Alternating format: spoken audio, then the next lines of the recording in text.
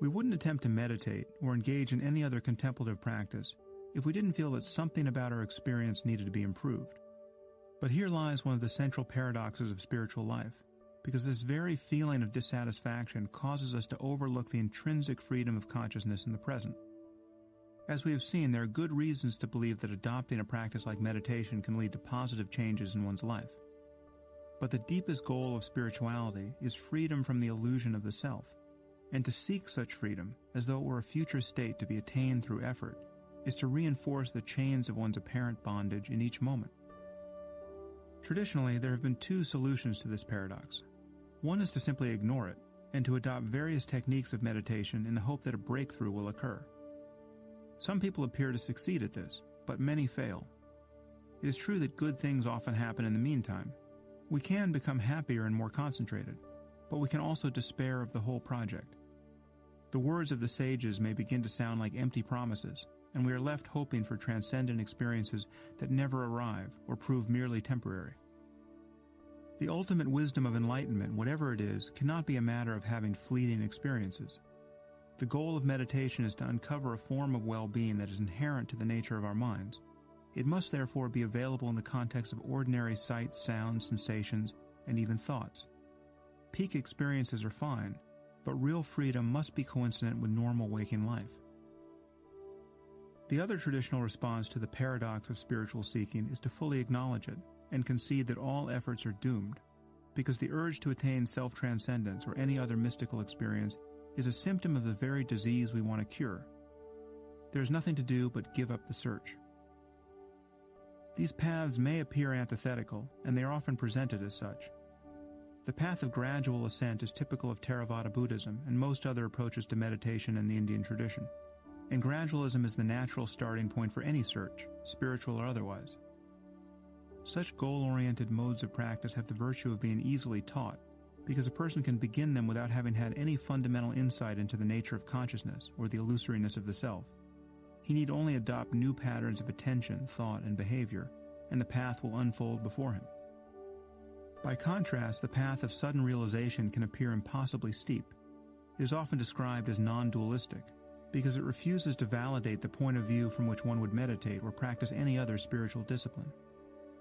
Consciousness is already free of anything that remotely resembles a self, and there is nothing you can do, as an illusory ego, to realize this. Such a perspective can be found in the Indian tradition of Advaita Vedanta, and in a few schools of Buddhism. Those who begin to practice in the spirit of gradualism often assume that the goal of self-transcendence is far away, and they may spend years overlooking the very freedom that they yearn to realize. The liability of this approach became clear to me when I studied under the Burmese meditation master Sayadaw U Pandita. I sat through several retreats with U Pandita, each a month or two in length. These retreats were based on the monastic discipline of Theravada Buddhism. We did not eat after noon, and we were encouraged to sleep no more than 4 hours each night. Outwardly, the goal was to engage in 18 hours of formal meditation each day. Inwardly, it was to follow the stages of insight as laid down in Buddhaghosa's 5th century treatise, the Visuddhimagga, and elaborated in the writings of U Pandita's own legendary teacher, Mahasi Sayadaw. The logic of this practice is explicitly goal-oriented. According to this view, one practices mindfulness not because the intrinsic freedom of consciousness can be fully realized in the present, but because being mindful is a means of attaining an experience often described as cessation, which is thought to decisively uproot the illusion of the self, along with other mental afflictions, depending on one's stage of practice. Cessation is believed to be a direct insight into an unconditioned reality. The Pali word is nibbana, Sanskrit nirvana, that lies behind all manifest phenomena. This conception of the path to enlightenment is open to several criticisms. The first is that it is misleading with respect to what can be realized in the present moment in a state of ordinary awareness. Thus, it encourages confusion at the outset regarding the nature of the problem one is trying to solve. It is true, however, that striving toward the distant goal of enlightenment, as well as the nearer goal of cessation, can lead one to practice with an intensity that might be otherwise difficult to achieve. I never made more effort than I did when practicing under U Pandita. But most of this effort arose from the very illusion of bondage to the self that I was seeking to overcome. The model of this practice is that one must climb the mountain so that freedom can be found at the top. But the self is already an illusion, and that truth can be glimpsed directly, at the mountain's base or anywhere else along the path. One can then return to this insight again and again as one's sole method of meditation, thereby arriving at the goal in each moment of actual practice. This isn't merely a matter of choosing to think differently about the significance of mindfulness. It's a difference in what one is able to be mindful of.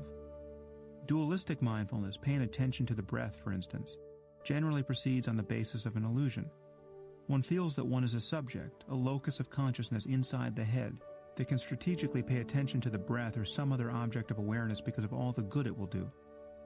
This is gradualism in action. And yet from a non-dualistic point of view, one could just as well be mindful of selflessness directly. To do this, however, one must recognize that this is how consciousness is, and such an insight can be difficult to achieve. However, it does not require the meditative attainment of cessation. Another problem with the goal of cessation is that most traditions of Buddhism do not share it, and yet they produce long lineages of contemplative masters, many of whom have spent decades doing nothing but meditating on the nature of consciousness. If freedom is possible, there must be some mode of ordinary consciousness in which it can be expressed.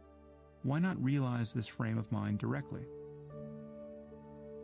Nevertheless, I spent several years deeply preoccupied with reaching the goal of cessation, and at least 1 year of that time was spent on silent retreat.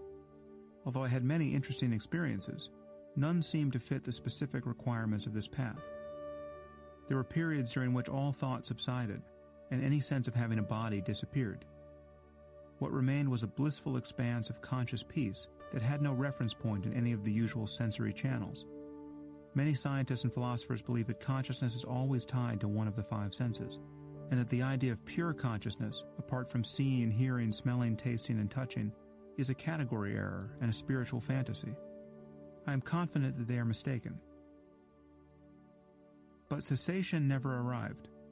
Given my gradualist views at that point, this became very frustrating. Most of my time on retreat was extremely pleasant, but it seemed to me that I had been merely given the tools with which to contemplate the evidence of my non-enlightenment. My practice had become a vigil, a method of waiting, however patiently, for a future reward. The pendulum swung when I met an Indian teacher named H.W.L. Punja, called Punjaji or Papaji by his students.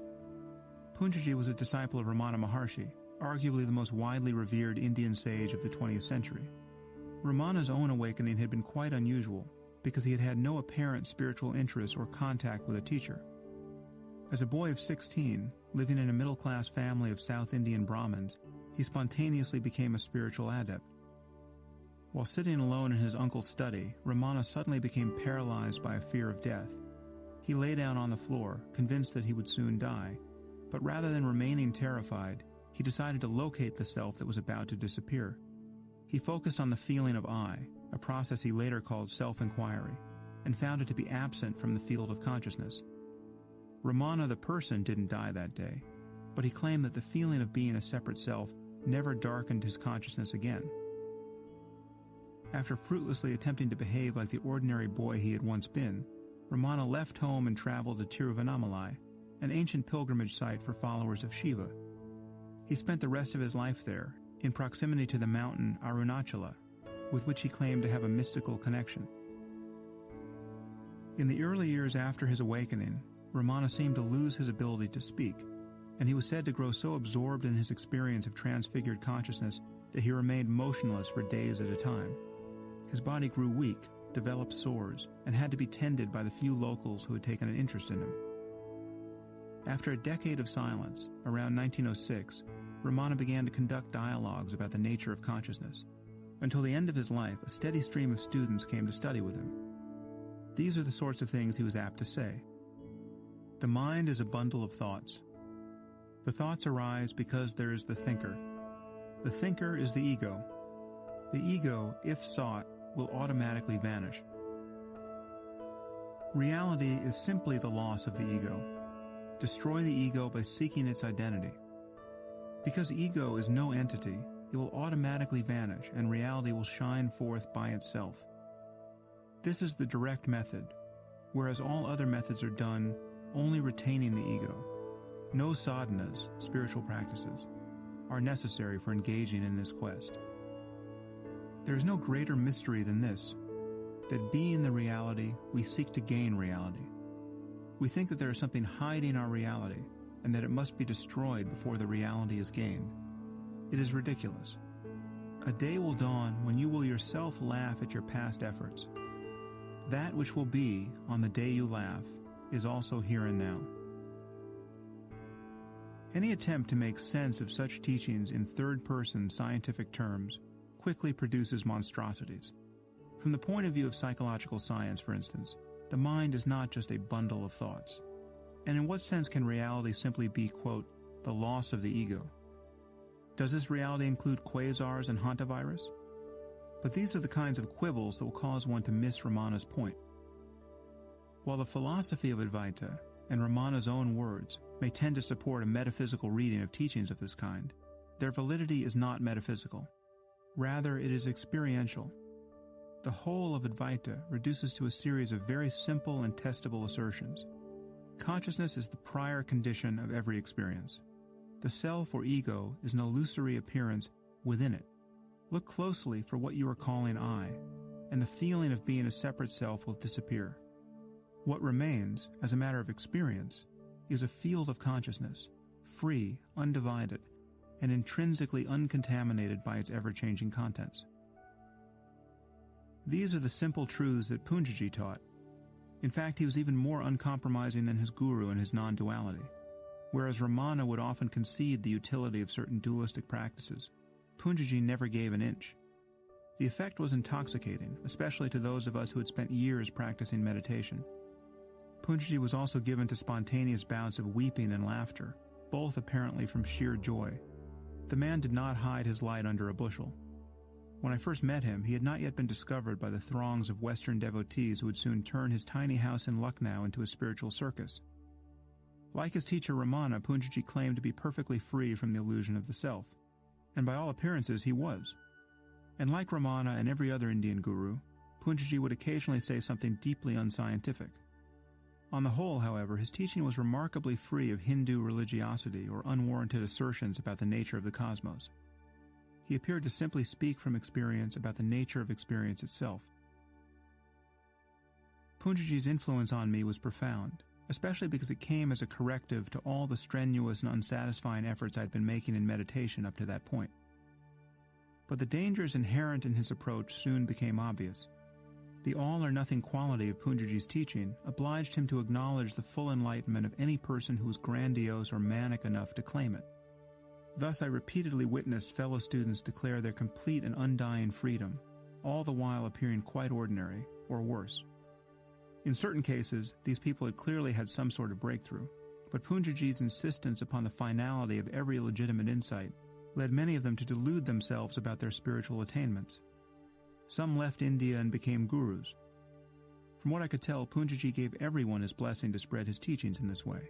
He once suggested that I do it, and yet it was clear to me that I was not qualified to be anyone's guru. Nearly 20 years have passed, and I'm still not. Of course, from Punjaji's point of view, this is an illusion, and yet there simply is a difference between a person like myself, who is generally distracted by thought, and one who isn't and cannot be. I don't know where to place Punjaji on this continuum of wisdom, but he appeared to be a lot farther along than his students. Whether Punjaji was capable of seeing the difference between himself and other people, I do not know, but his insistence that no difference existed began to seem either dogmatic or delusional. On one occasion, events conspired to perfectly illuminate the flaw in Punjaji's teaching.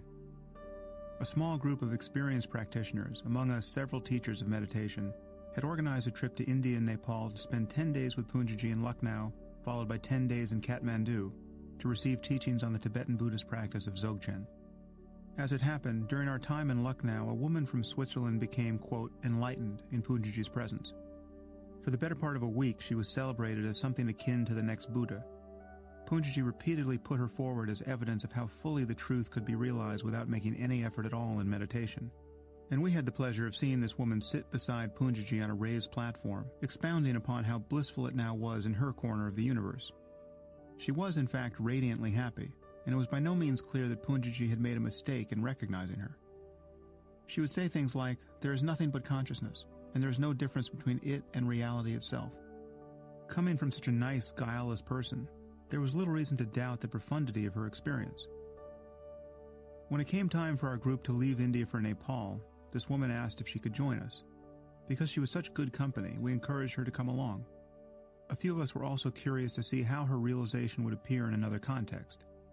And so it came to pass that a woman whose enlightenment was just confirmed by one of the greatest living exponents of Advaita Vedanta was in the room when we received our first teachings from Tulku Urgyen Rinpoche, who was generally thought to be one of the greatest living Dzogchen masters. Of all the Buddhist teachings, those of Dzogchen most closely resemble the teachings of Advaita. The two traditions seek to provoke the same insight into the non-duality of consciousness. But generally speaking, only Dzogchen makes it absolutely clear that one must practice this insight to the point of stability, and that one can only do so without succumbing to the dualistic striving that haunts most other paths. At a certain point in our discussions with Tulku Urgyen, our Swiss prodigy declared her boundless freedom in terms similar to those she had used to such great effect with Punjaji. After a few highly amusing exchanges, during which we watched Tulku Urgyen struggle to understand what our translator was telling him, he gave a short laugh and looked the woman over with renewed interest. "How long has it been since you were last lost in thought?" he asked. "I haven't had any thoughts for over a week," the woman replied. Tulku Urgyen smiled. "A week?" "Yes. No thoughts. No, my mind is completely still. It's just pure consciousness." "That's very interesting. Okay, so this is what's going to happen now. We're all just going to sit here and wait for you to have your next thought. There's no hurry. We're all very patient people. We're just going to sit here and wait. Please tell us when you notice a thought arise in your mind." It is difficult to convey what a brilliant and subtle intervention this was. It may have been the most inspired moment of teaching I have ever witnessed. After a few moments, a look of doubt appeared on our friend's face. "Okay, wait a minute, oh, that could have been a thought there. Okay." Over the next 30 seconds, we watched this woman's enlightenment completely unravel. It became clear that she'd been merely thinking about how expansive her experience of consciousness had become, how it was perfectly free of thought, immaculate, just like space, without noticing that she was thinking incessantly.